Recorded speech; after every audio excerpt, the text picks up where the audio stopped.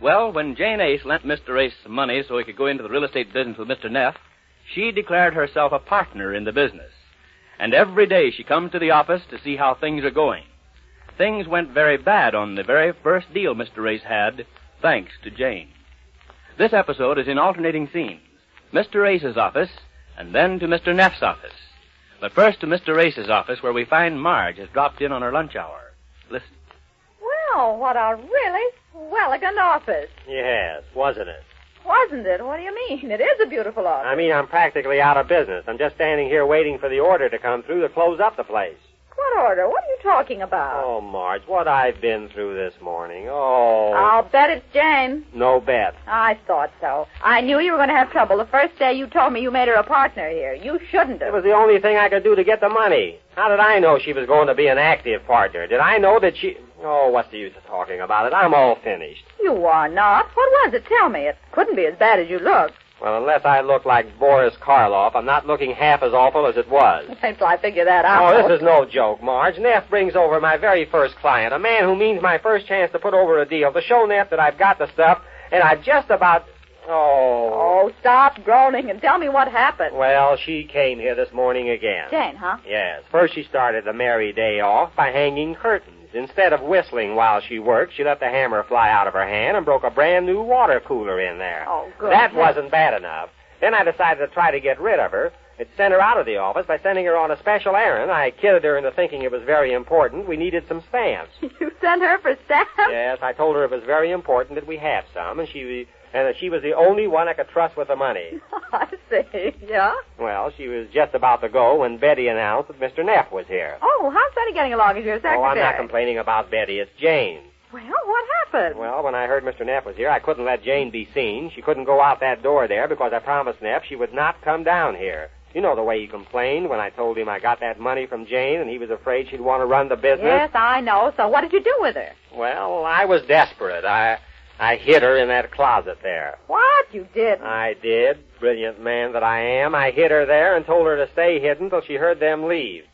Neff brought over this client with him. Well, did they stay long and Jane in that closet all the time? Oh, not too long. It seems that this old man Thompson, he's a guy over 50, he's an old crony of Neff's. Thompson wants to get married to some young girl he's been going with. His children don't want him to. Yes? Well, they've had him shadowed to see that he doesn't do anything foolish with his money. Well, one of the foolish things he wants to do is to sell a big farm he owns. He's afraid he's being followed, and they'll find that out. Oh, the kid, you mean, huh? Yes. Well, I stepped out of the room to have Betty draw up an agreement making me his agent. I'd only been out of the room a minute. Jane heard this other door close when I went out, and she thought they were gone, and... Oh, good grief. And she came out? She came traipsing out of this closet? Oh, the more I think of it. Well, what did they say? Well, this old man Thompson started hollering. He knew he was being followed. He tore out of here, and he was followed by Neff, who shook his fist in my face and gave me a short talk without slides on my promise not to have Jane here, and, well, that's all that happened here today. I mean, outside of that, it was practically lonesome here. Well, what to do? What to do? Well, I'm going to sell that chair there. I'll store the desk. Oh, now stop talking like an idiot. This can be straightened out. Oh, it can, huh? Where's Jane? Oh, Jane's going to straighten it out. No, where is she? Oh, she's out shopping for stamps. That was the last I saw of her when she walked out of that closet. And to make Mr. Thompson more certain that she was following him, Neff asked her what she was doing here and where she was going, and all she said was government business. Government business? Yeah, the stamps. That was my fault. I told her it was government business. Well, it's a nice mess all around, I call it. How do I get into things like this? Principally because you don't have the right kind of understandings with Jane. Oh. Now, if you'd have told her in the first place just what the situation is and explained it thoroughly instead of kidding her into thinking she's a partner in the business. Then I wouldn't have gotten the money from her at all. Oh, nonsense. She'd have given it to you. You didn't use the right approach. There wasn't much time for approach. It had to be done quickly. Well, that's all over, and there's no use worrying about that. The thing to do now is to try to undo what you've done. Well, that's a very pretty speech. Just how would you go Well, about I'd start with Jane. You've got to make her see what this is all about, that Neff doesn't want her here, that she nearly wrecked everything. And then when you make her understand, have a talk with Neff, with Jane present, to convince him that she understands now and that she's not going to interfere again. Oh, I hope I can do that. Oh, sure you can. Now, the first thing to do is to get Jane and...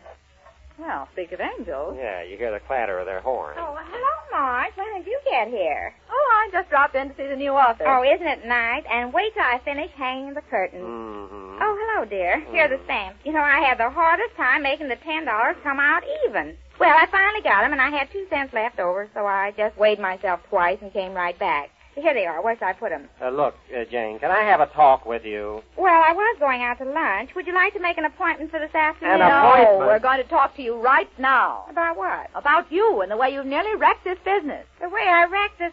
Well, just because I spent the 2 extra pennies weighing No, myself? it's not the 2 extra pennies you spent weighing Now, yourself. take it easy, my friend. Well, Well, what is it then if it isn't the 2 extra Now, pennies? look, Jane, this may come as a complete shock to you, but Mr. Neff doesn't want you around the office. Mr. Neff doesn't want me around. No, he doesn't like women meddling in business. And this morning, when Ace hid you in that closet, he hid you from Mr. Neff. When you walked out and Neff saw you there, he got so mad he's threatening to break up the whole business, partnership and all. Well, not my partnership. Oh, your partnership. Yes, mine, and you can't say I'm not a partner. I've got it in black and blue. That note you gave me and signed your name to it proves that We know all about that, Jane, but unless you give up this notion of coming down here and hanging around the office during business hours, the whole business is going to close up. Close up? Yes, close up. Neff doesn't want you here. Well, this is a fine time to tell me. A fine how do you do. After I put up my money and you told me I was a partner. Well, you can still be a partner, Jane. An undercover partner. Undercover partner? Yes, that's it, Jane. You mean I should stay in bed all day and let them run the business without Stay me? in bed. Oh, that's a good idea at that. And for 2 cents, I'd see to it that you never even got out of it. Oh, so it is on account of those extra 2 pennies. What 2 pennies? No, Jane, now you Oh. listen to me.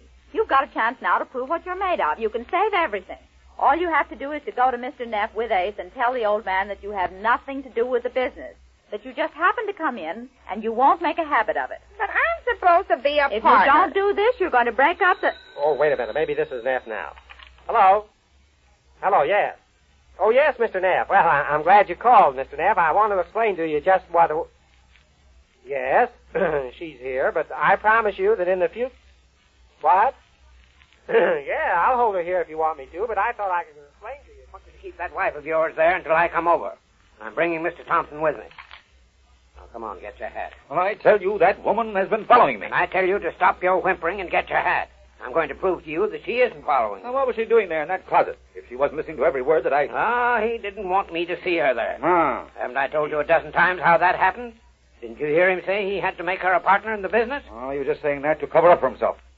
He doesn't want to lose me as a customer. Ah, you're talking like a fool. Now, come on. I'm going to prove it to you. You can talk to Mrs. Ace herself. I won't believe it.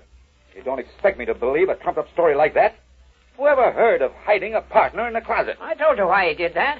He didn't want me to see her there. I don't see what harm having his wife there this morning could do. Not harm? Good heavens, man. You can see for yourself what harm it can do. You saw what it did this morning. It works out that way every time she's around.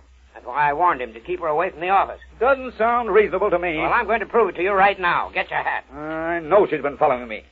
Those children of mine would stop at nothing to break I up... don't know anything about that, but I do know that Mrs. Ace had nothing to do with that part of it. I'll prove it to you in 5 minutes. Now, come on. Well, I'll come, but I don't like it. This is one time she'll come in handy. She's on the last meddling.